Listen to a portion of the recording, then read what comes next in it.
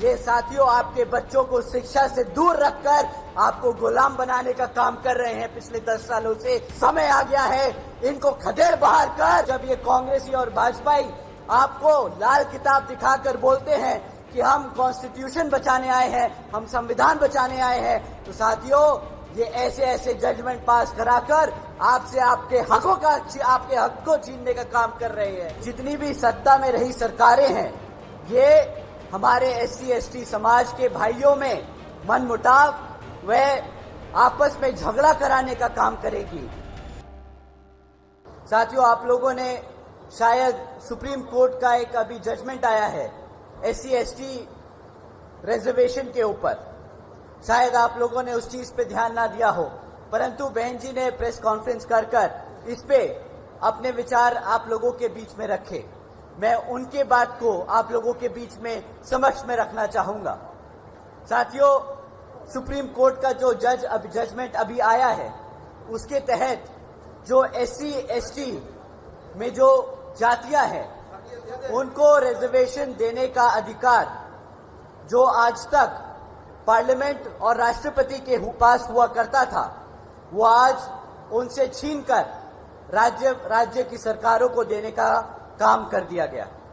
साथियों, इससे हमारे सभी SC ST भाइयों का जो नुकसान है वो आप लोगों के बीच में मैं रखता हूं। साथियों, जब ये जजमेंट दिया जा रहा था, तब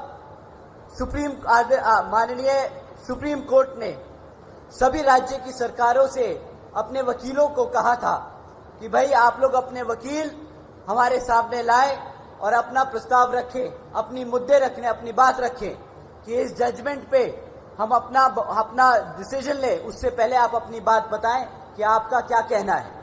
साथियों, कांग्रेस के वकील वहां मौजूद थे, भाजपा के वकील मौजूद थे, और उस जजमेंट से पहले किसी भी एक पार्टी के वकील ने उस जजमेंट पे हमारे SC ST भाइयों का हित में एक भी शब्द नहीं बोला। साथियों, आखिर में माननीय सुप्रीम कोर्ट ने जजमेंट पास किया कि जो आरक्षण की सुविधा है SC ST भाइयों को, जिन जातियों को सुविधा है, वो अब सुविधा राज्य सरकार, वो जातियां राज्य सरकार तय करेंगी। साथियों, अब इससे क्या होगा, जो राज्य में सरकार सत्ता में है वो अपने मन मुताबिक SC में जो जातियां हैं उनको रिजर्वेशन देगी, और अगर चाहेगी तो आपसे उन जातियों से रिजर्वेशन छीनने का काम करेगी। साथियों, इससे ये जितनी भी सत्ता में रही सरकारें हैं, ये हमारे SC ST समाज के भाइयों में मनमुटाव व आपस में झगड़ा कराने का काम करेगी। ये जिनको चाहे उनको रिजर्वेशन की फैसिलिटी देंगी और जिनको चाहे उनसे रिजर्वेशन छीनने का काम करेगी। साथियों, बाबा साहब ने किसी कारण ये जो ताकत थी, ये जो शक्ति थी, ये पार्लियामेंट और राष्ट्रपति जी को दी थी, परंतु इन कांग्रेसियों और भाजपाओं के लोगों ने जानबूझकर ये डिसीजन अपने हित में कराया है ताकि वो आपका रिजर्वेशन छीनने का काम करें। तो साथियों, जब ये कांग्रेसी और भाजपाई आपको लाल किताब दिखाकर बोलते हैं कि हम कॉन्स्टिट्यूशन बचाने आए हैं, हम संविधान बचाने आए हैं, तो साथियों ये ऐसे ऐसे जजमेंट पास कराकर आपसे आपके हक को छीनने का काम कर रहे हैं, आपके हकों को छीनने का काम कर रहे हैं। तो साथियों, आपसे विनती है कि आने वाले विधानसभा चुनाव में ना ये कांग्रेस ना ये भाजपा आपकी हितैषी तो सिर्फ एक यहाँ पार्टी बसपा और NLO। तो आने वाले विधानसभा में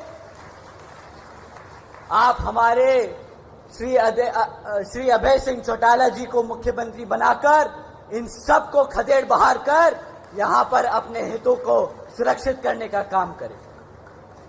साथियों, पिछले 10 सालों से यहाँ हरियाणा प्रदेश में भाजपा की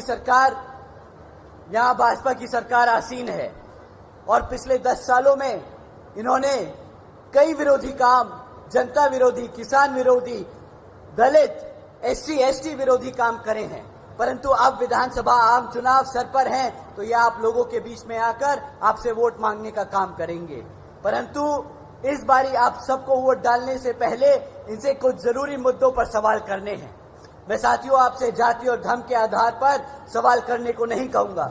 मैं आपसे कहूंगा कि आप इनसे शिक्षा पे, रोजगार पे और बढ़ती हुई महंगाई पे सवाल करें। मैं यहाँ मौजूद मेरी सभी माँ बाप, मेरे सभी बड़े माँ बाप और युवा साथियों से पूछना चाहूंगा कि पिछले 10 सालों में आपके बच्चों के लिए, मेरे युवा साथियों, आपके रोजगार के लिए, आपकी शिक्षा के लिए इस सरकार ने क्या काम किया। साथियों, बीजेपी की सरकार के चलते हुए पिछले 10 सालों में यहाँ 5000 से ज्यादा प्राइमरी स्कूल बंद कर दिए गए। एक तरफ बच्चों की पढ़ने की संख्या बढ़ रही है और दूसरी तरफ ये भाजपा की सरकार आपके प्राइमरी स्कूल बंद कर रही है ताकि आपके बच्चे शिक्षा ना हासिल कर सकें। साथियों, एक तरफ सरकार के पास हरियाणा में 2200 सीनियर स्कूल हैं, उनमें से 1000 से ज्यादा स्कूलों में प्रिंसिपल तक नहीं है। साथियों, अब आप ही बताइए कि जिन बच्चे इन सरकारी स्कूलों में पढ़ रहे हैं, अगर उन स्कूलों में शिक्षक नहीं होंगे तो आपको क्या लगता है कि आपके बच्चे कभी पढ़ लिख पाएंगे? बताइए, आपके बच्चे पढ़ लिख पाएंगे? जब बच्चे आपके पढ़ेंगे लिखेंगे नहीं तो क्या करेंगे? इन लोगों की गुलामी ही करनी पड़ेगी। ये साथियों आपके बच्चों को शिक्षा से दूर रखकर आपको गुलाम बनाने का काम कर रहे हैं पिछले 10 सालों से। समय आ गया है इनको खदेड़ बहार कर यहाँ पर श्री अभय सिंह चौटाला जी को मुख्यमंत्री बनाकर अपने भविष्य को सुरक्षित करने का।